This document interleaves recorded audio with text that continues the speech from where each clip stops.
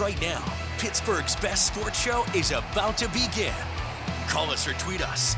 We've got things to talk about on the Ireland Contracting Nightly Sports Call, powered by FanDuel Sportsbook. All right, thanks a lot, Royce, and thank you for tuning into the Ireland Contracting Nightly Sports Call. I'm Rich Walsh. I'll be joined by Andrew Fillipponi in just a matter of moments, and we're talking about college football. The Steelers' big trade today, Melvin Ingram on the way out, and a sixth-round pick on the way in, and bringing in Pony right now. Pony, I don't know how I feel about this trade. Obviously, he was maybe a cancer in the locker room, and that's why they had to ship him out. You probably couldn't get anything for Eric Ebron. That's kind of what we talked about yesterday on your show, and that's probably why they didn't do that. I would have liked to seen a little bit more for Ingram, and I wouldn't have minded maybe if they traded him a player for a player or something like that. But I guess that was the best offer out there, and if you can get anything for this guy. But I thought he could have helped this defense somehow. There's, 20% of snaps that he could have been out in the field. I guess he was just upset that he wasn't a starter. Yeah, but I don't think that you trade him because he's unhappy with his role. I mean, if you accommodated every player who was disgruntled and unhappy with their playing time, I mean, you'd make 10 trades a year, maybe more. So, this is, to me, my biggest issue with this trade is you just lived through the nightmare last year of what can happen to your defense when one of your starting edge rushers goes down and you have no insurance policy. When Bud Dupree got hurt against Baltimore, their entire defense suffered over the last 5 or 6 games. Watt's production went down. Highsmith wasn't fully ready. He was only a rookie. We know that Cassius Marsh wasn't the answer. He's not even on the team anymore. So that's why Ingram got here in the first place, because I thought they recognized that was a big reason why they didn't win a playoff game last season. They didn't want to leave themselves naked at outside linebacker. And I'm sorry, I'm not buying this Taco Charlton transformation. He's on like his 4th team. He hasn't stuck anywhere. I don't think he's the answer to their problems. So I would have kept him. And something tells me that after 4 o'clock today, what's Melvin Ingram going to do, Richie? Retire? Quit? I mean, I think at that point you say, look, man, you're not going anywhere. Do you want to continue your NFL career or not? And if his answer is no, I don't want to play for you guys anymore, well, okay, sit on an inactive list or whatever, and good luck finding a job next year. I don't want him going to another team and having success the way that LeGarrette Blount and James Harrison did after they left Pittsburgh a few years ago. Yeah, in Kansas City, I mean, they need help on defense. This guy could potentially help them. I didn't like them trading him to another AFC team. It's the way of life in the NFL and maybe all sports right now. If someone's unhappy, college football transfer, the college basketball transfer portal, guys unhappy, they go in that and they transfer. You see it happening more and more now. Yeah, but those guys aren't under contract. Yeah. Those guys aren't free. Those guys are basically, they're students. They can make themselves free agents. They can come and go from a university if they want. But what if he's disruptive in that locker room? That's the only thing that I can think of. Then don't let him in. You put him on an inactive list. He doesn't have. And look, that does not solve the problem that I'm talking about in terms of, having depth at that position. He's a useful player. People have wanted to crap on Ingram, the player, lately. Okay, in the Buffalo game, he was very good. Yeah. Now, when he had to play the entire game against Cincinnati, he wasn't. But right now, that's not his role here. His role is to give them, 10 to 20 good snaps a game, and I think he's capable of doing that, and I think he's much better at that than Taco Charlton or Derek Tuska or whoever you want to plug in there. They thought that Melvin Ingram was a good enough player, Richie, that there were situations this year where they had all 3 outside linebackers on the field at the same time. So, I just think once you got past the trade deadline, you tell the guy, you're not going anywhere. You're either playing for us or nobody else. What do you want to do?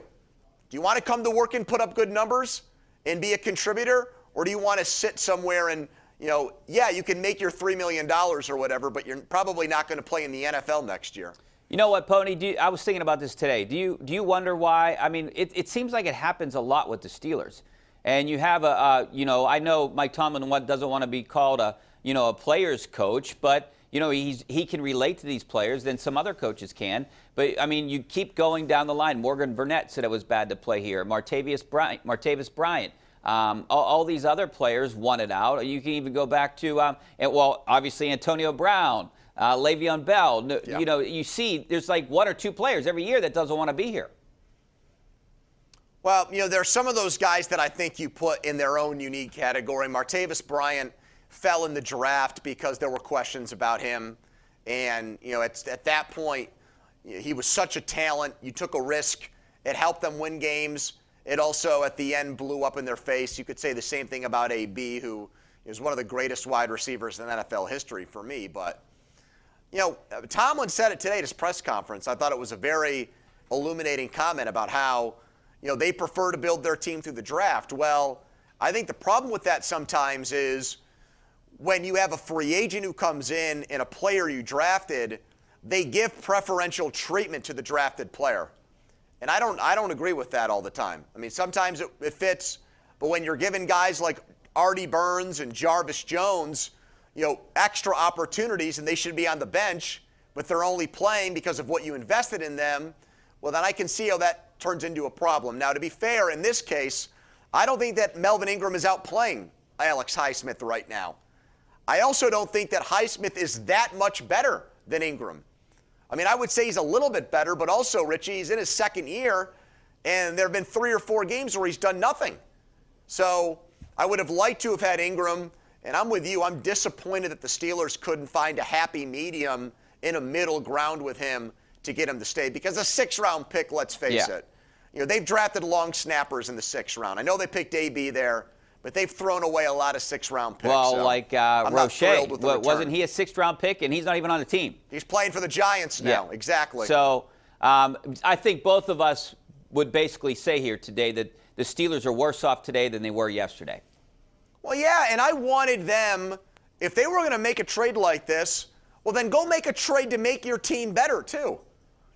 Take that 6th-round pick and then trade another pick and get defensive line help, because Tuitt's probably not going to come back and play, wouldn't you say? Yeah, I don't think so. I don't think they're counting on him.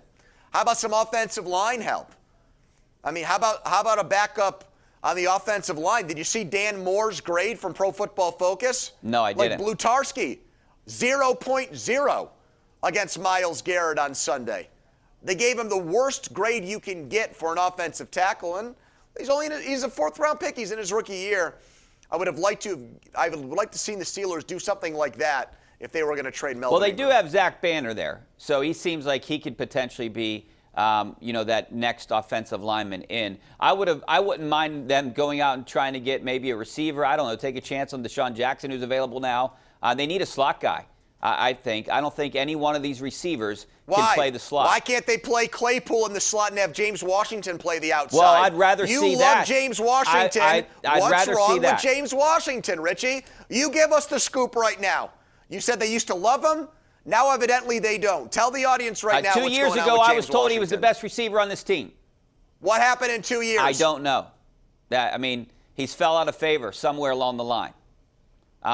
You could still see he might be potentially the best route runner. Obviously not a slot guy, but, put him on the outside. But I don't.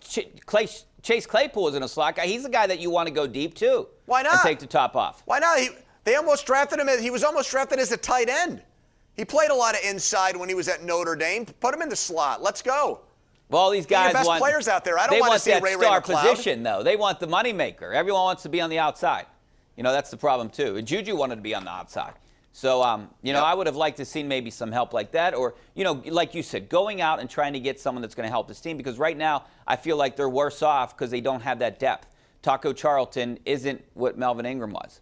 Nope. You heard those linebackers talk about at the beginning of the year and all through the year how good they were, the 3 of them playing together. I don't know what fell apart. It's different this year and last year because we're not in the locker room, so we don't get to interact with these players a lot more like we did in the past. So we can't really get a feel or find out. We're at practice, we talk to them, but it's different being in the locker room with a lot of these guys. So. All right, we're going to take a break. Want to hear what you guys have to say. 412-575-2600 is the number. Back in a couple minutes.